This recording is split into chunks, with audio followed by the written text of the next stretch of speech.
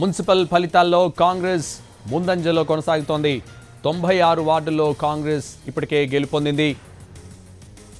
BRS 33, BJP 12, ఇతరులు 7 చోట్ల గెలుపొందారు. మున్సిపల్ ఫలితాల్లో మొత్తంగా కాంగ్రెస్ ముందంజలో దూసుకుపోతోంది. ఇప్పుడు నో కాస్ట్ కాఫ్ సిరప్ తో 60 రూపాయల విలువ గల ఇన్హేలర్ పూర్తిగా ఉచితం. దెబ్బకి దగ్గు జలుబు మాయం.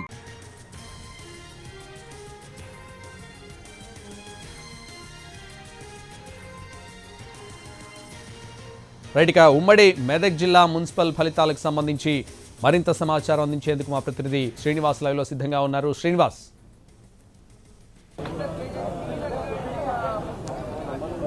సంతోష్, ఉమ్మడి మెదక్ జిల్లాలో బీఆర్ఎస్ పార్టీ బోని కొట్టింది. సంగారెడ్డి జిల్లా పటాన్చెరు నియోజకవర్గంలో నూతనంగా ఏర్పడినటువంటి గడ్డపోతారం మున్సిపాలిటీని అయితే బీఆర్ఎస్ పార్టీ కైవసం చేసుకుంది.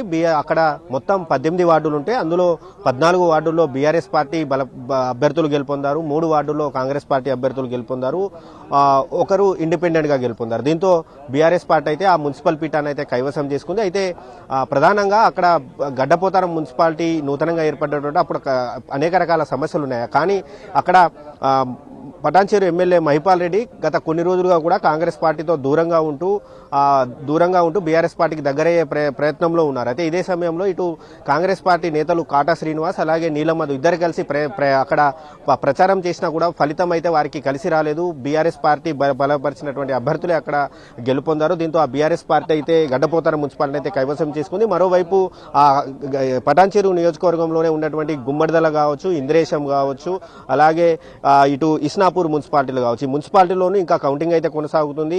బీఆర్ఎస్ పార్టీ అభ్యర్థులు గెలుపొందుతున్నారు, ఇటు కాంగ్రెస్ పార్టీ అభ్యర్థులు గెలుపొందుతున్నారు. కానీ ఇస్నాపూర్ మున్సిపాలిటీలో కాంగ్రెస్ పార్టీకి కొంత ఆశాజనకంగా ఫలితాలు వస్తున్నా కూడా ఇటు ఇంద్రేశం కావచ్చు, అలాగే జిన్నారం మున్సిపాలిటీలో మాత్రం బీఆర్ఎస్ పార్టీ అభ్యర్థులే ఎక్కువగా ఆధిక్యంలో ఉన్నారు. దీంతో కాంగ్రెస్ పార్టీ నేతలైతే కార్యకర్తలు అయితే అక్కడ ఆందోళనలో ఉన్నారు. ఇక సంగారెడ్డి జిల్లాలోని సంగారెడ్డి మున్సిపాలిటీ విషయానికి వస్తే సంగారెడ్డి మున్సిపాలిటీలోనూ కాంగ్రెస్ పార్టీ అభ్యర్థులు అత్యధిక వార్డుల్లో ముందంజలో ఉన్నారు. ఇటు సదాశివపేట మున్సిపాలిటీలో మాత్రం ఇంకా ఫలితాలు అసలు పోస్టల్ బ్యాలెట్ కి సంబంధించినటువంటి ఫలితాలే ఇంకా అధికారులు ప్రకటించలేదు. ఇటు అసలు దీంతో అక్కడ ఉన్నటువంటి కౌంటింగ్ ఏజెంట్ల మధ్య ఇటు అధికారుల మధ్య అయితే వాగ్వాదం జరిగింది.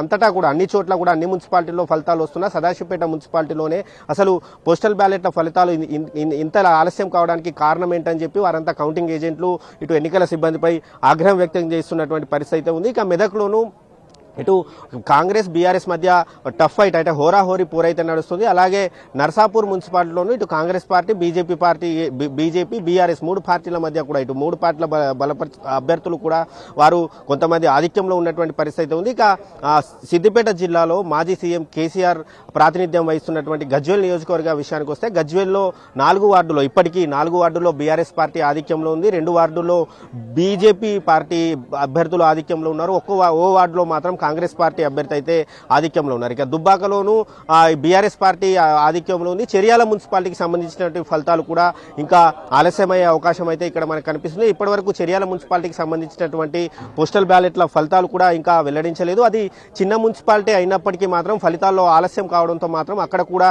కౌంటింగ్ సిబ్బంది మాత్రం అధికారులపై ఆగ్రహం వ్యక్తం చేస్తున్నారు. ఇక ఇటు మంత్రి దామోదర రాజనరసింహ ప్రాతినిధ్యం వహిస్తున్నటువంటి ఆందోళ్ జోగిపేట మున్సిపాలిటీలోనూ కాంగ్రెస్ పార్టీ అభ్యర్థులు ఎక్కువగా గెలుపొందుతున్నారు. అక్కడ కాంగ్రెస్ పార్టీ హవా నడుస్తుంది.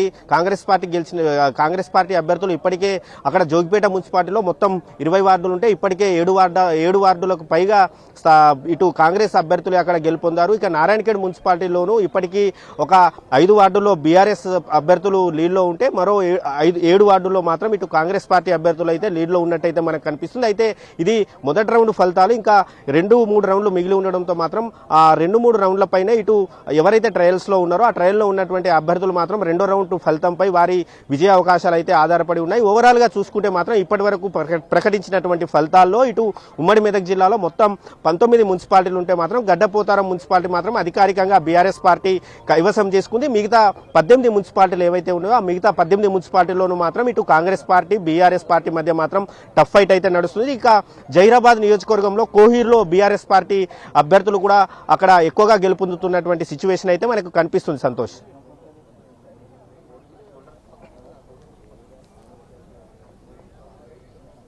Right, thank you Srinivas.